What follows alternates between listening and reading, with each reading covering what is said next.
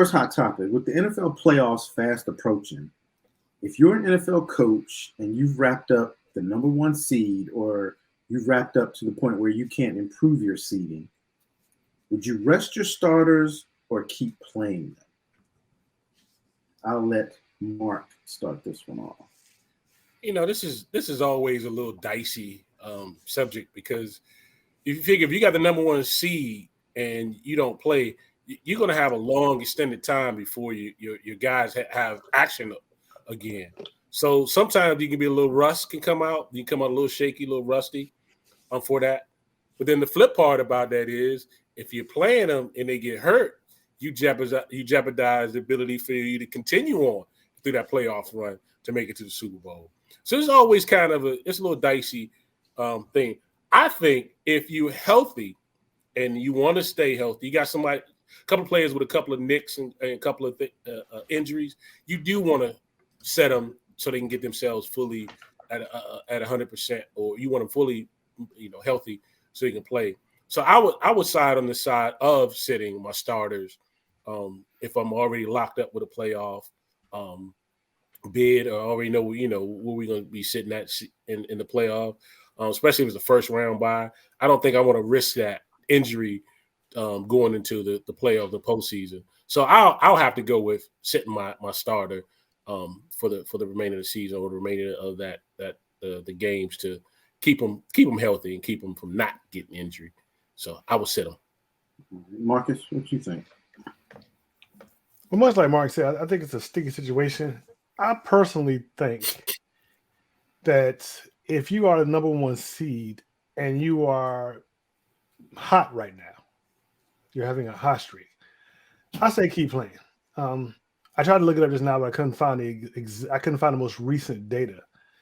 But the number one seeds rarely make it to the Super Bowl. I know. Rarely make it to the Super Bowl. And so I feel like if you're hot, you need to stay hot, play, keep playing, and keep that streak going on.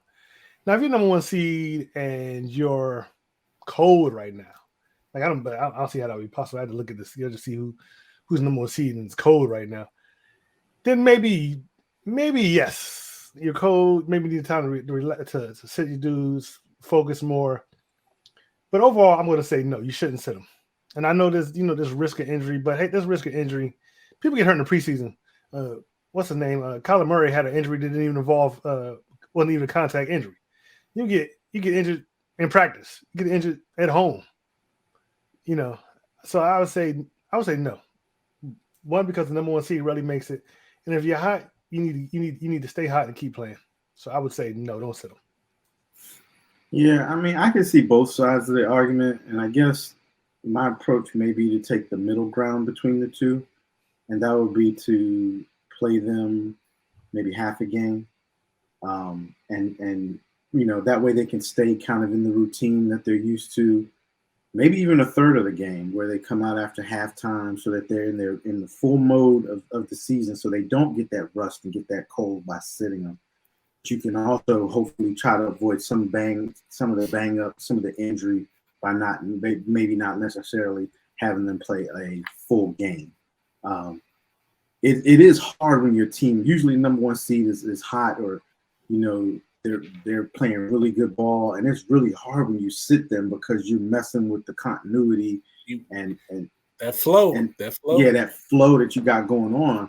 And then at the same time too, if you're the number one seed, you're already going to get that bye. So that 1 week you're going to already sit them before that. Then you've extended the rust almost. So yeah, it's a hard thing, and it's always that back and forth about the right way to do it. And I don't think there is really a right way, because if you go out there and you're playing for nothing and you get one of your key players hurt, everybody's gonna be looking at you sideways, like, why in the heck was that player on the field, and this and that. So it's like you're damned if you do, damned if you don't situation. But you just got to judge and know your team. And like I said, I would maybe try to play them a half, something like that, and then pull them out. That way you kind of keep them into somewhat of a rhythm. Going into the playoffs. So I think the best bet is, if you're number one seed, how about you blow out teams these last couple of games and you able to sit your stars in the second half just because you win so you win by so much. Yeah, well, yeah, exactly. Jump up in the first half and blow them out. I mean, if you locked it up, it doesn't even matter if you lose these games at that point. Yeah. If you showed good in the first half when your starters were in there, it was your backups in the second half. So, the coach tried that the last game and it didn't work either. So, they didn't sit anybody. They didn't sit. They ain't taking these starters out, did they? No, they didn't. No, he being funny. Yeah, they ain't sitting no stars out. They 4-9 or whatever. They ain't sitting nobody. Thank you for watching this clip from The Lev Game. You can find us on YouTube at The Lev Game, on Facebook and our Facebook group, The Lev Game. We're also on Twitter, The Lev Game 3, and on Instagram at the official The Lev Game. Once again, thank you for watching this video, and please like, share, and subscribe. Thank you.